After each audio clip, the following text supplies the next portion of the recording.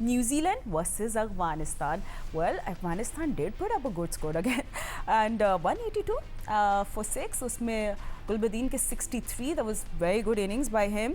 मगर न्यूजीलैंड जब चेस करनी, they didn't fall for spin and they really देख ले टिम साइफर के 65, ग्लेन फिलिप्स के 42 and मार्क चैपमैन ने चिप इन किया with 28. So I think Rashid भाई, राशिद खान और मुजीब के बावजूद न्यूजीलैंड ने रन रेट का भी कंट्रोल से बाहर नहीं जाने दिया. And you know just shows there batting maturity. सबूत है ये. देखिए, इनका जो टेम्पलेट है न्यूजीलैंड का आइडियल है. इनके पास मैं ये समझता हूँ सारी चीजें ठीक हैं. एक चीज के फास्ट बॉलिंग में इनके रन लीक करते हैं न्यूजीलैंड वाले. अदरवाइज ओपनिंग स्ट्रेंथ देखें, अगर आउट भी हो जाए, कॉम्बे आउट हो जाए या फिन एलन आउट हो जाए, फिर भी मोमेंटम उनका रुका नहीं है. वो एक पावर प्ले समझ के खेलते हैं.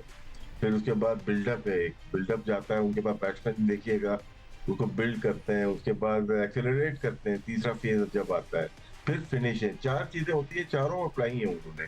और इस मैच में देखिए 3 ओवर पहले मैच खत्म कर दिया, जिसमें राशिद और मुजीब भी थे. और जैसे ही उनके पास मिलता है तो वो बाउंड्रीज के ऊपर जाते हैं, चाहे वो मिचेल सैंटनर हो या टेरिल मिचेल हो या चैपमैन हो या फ्लिप हो. उन्होंने जिस तरह से गेम के करीब जाते रहे, रिक्वायर्ड रन रेट नीचे करते चले गए. ये टीम बड़ी डेंजरस लग रही है पूरे वर्ल्ड कप में. अभी हाल ही में इंडिया से भी खेली है और बहुत अच्छी क्रिकेट तीनों फॉर्मेट में खेलती आई है. अफगानिस्तान थोड़ा पावर प्ले में शुरू के 4 ओवर में 24 रन से कोई आउट नहीं था. शायद वहां पे थोड़ा सा इन्होंने जाने दिया. यहाँ न्यूजीलैंड को मार लगती है पावर प्ले में.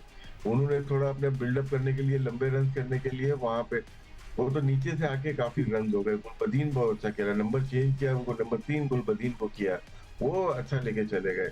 अदरवाइज अफगानिस्तान का भी सेम प्रॉब्लम है जो हमारे पास मिडिल ऑर्डर में. ऑलराउंडर के ऊपर बहुत ज्यादा डिपेंड कर रहे हैं. उमर जई के ऊपर, नबी के ऊपर, गुलबदीन के ऊपर.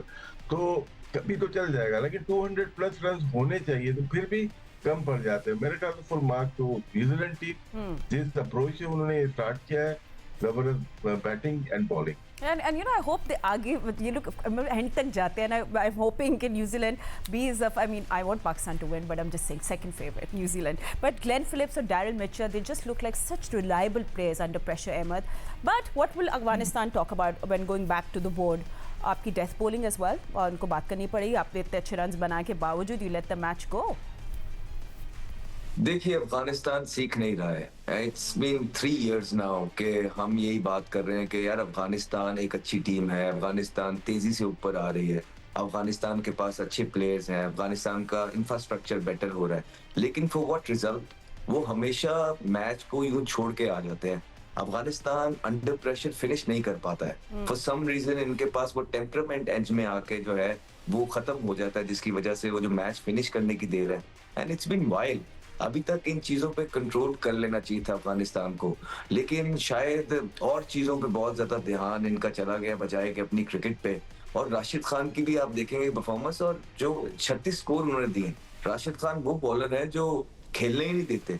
लेकिन क्रेडिट टू न्यूजीलैंड, आप देखिए कि उनका माइंडसेट ये नहीं है कि ये नो हमारे 2 आउट हो जाएंगे तो तीसरा पे एक आके सिंगले होगा. 2 जल्दी आउट हुए, चौथे पे आके कैसा मोमेंटम पकड़ा है उन्होंने. वो साइफेट और फिलिप कैसे लेके गए हैं.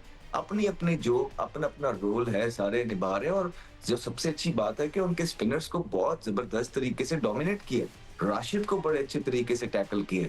और यही फर्क होता है एक छोटी टीम में और एक बड़ी टीम में, कि अगर उसका एक हाफ बुरा भी जाता है तो वो दूसरे हाफ से चीजों को कवर कर लेती हैं, और वो हाफ डन चीजें छोड़ के नहीं आती, वो फिनिश करती हैं. और न्यूजीलैंड ने एक दफा फिर बताया है दुनिया को, और अफगानिस्तान को भी सीखना चाहिए कि चीजें फिनिश कैसी होती हैं. Because it's been a while कि अफगानिस्तान की हम लोग बातें कर रहे हैं, तारीफ कर रहे हैं, लेकिन फॉर नो रिजल्ट. अभी तक वो अपनी गलतियों से सीख नहीं रहा है. That's a very good point, absolutely. And you know, कल हमने देख लिया बेसिकली 2 मैचेस में कि मिनोज ने तो जायंट्स को हिला दिया, and then we saw spin के खिलाफ टेक्निक का असली इम्तिहान, that also we saw. But एक और मैच था जिसके बारे में हमें बात करनी है, उसका भी जल्दी से आपको स्कोर कार्ड दिखा देते हैं, अपने एनालिस्ट से बात करेंगे. This match was Sri Lanka versus Ireland. इसका भी हम लोग आपको स्कोर कार्ड दिखा लेते हैं ऑन योर स्क्रीन. श्रीलंका ने basically, you know, they didn't play any flashy cricket. Played very smart cricket. World cup में आपने स्मार्ट क्रिकेट ही खेलनी है। कुछ साल मेंडिस एंकर नहीं थे, कंट्रोलर बने, उनका स्ट्राइक रेट भी बताता है ये, timing and the power, and island fight कर गया, लेकिन कंपोजर बेसिकली हमने देखा श्रीलंका के पास था। Numbers in front of you, Mendis के 56, 44, निशंका के 24, एंड देन बॉलिंग में से तीक्षाना ने 3 एंड हसरंगा ने 3 विकेट्स क्रैप की। राज भाई, श्रीलंका ने सिर्फ 163 रन्स बनाए, लेकिन फिर भी मैच कंफर्टेबल लग रहा था। ये मतलब ये उनकी बॉलिंग कॉम्बिनेशंस का फ़ायदा है, या why do you think this stood out yesterday? देखिए, एशिया कप के बाद से लेके उससे पहले श्रीलंका की वैसी परफॉर्मेंसेस नहीं आ रही। टीम अच्छी है और होम पे खेल रहे हैं। बॉलिंग में देखिए, हसरंगा, तीक्षाना, पति राणा, ये तीनों आईपीएल में भी खेलते हैं, वर्ल्ड वाइड क्रिकेट खेलते हैं, ये एक्सपीरियंस है। जिस दिन उनको मार लगती है ये लोग हार जाते हैं।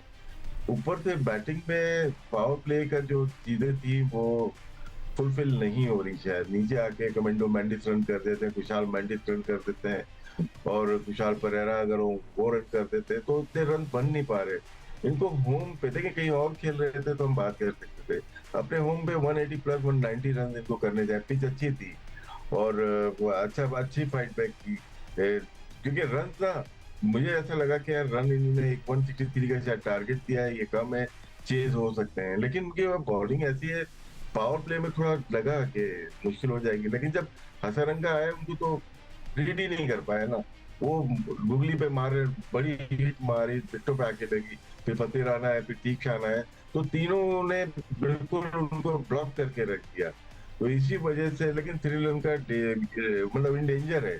ऐसा नहीं है कि बिल्कुल अपनी होम पे खेल रही तो निकल जाएगी। डेंजर इसलिए बोल रहा हूँ कि ये परफॉर्मेंस इनकी बहुत अच्छी पास 1 ईयर में होती हुई नजर नहीं आ रही। इनके टॉप प्लेयर को पावर प्ले में बहुत अच्छा खेलना पड़ेगा।